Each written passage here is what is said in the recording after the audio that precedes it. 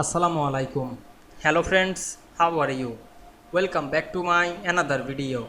In this video, I am going to show you how to copy images from folder to Excel.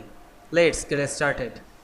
At first, you have to open your Excel spreadsheet. Now we want to copy image from Excel to folder to Excel. At first, go to your image location. Now I am open the folder. Select the image, click right button and copy this.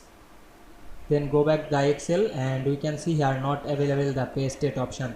You want to add the picture, click insert menu, select picture and choose this device. Then choose any picture and click insert.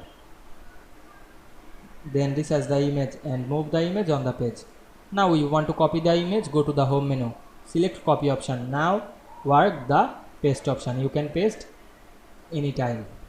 I hope you enjoyed my video. Please like, comment, share and subscribe my channel. Thanks for watching.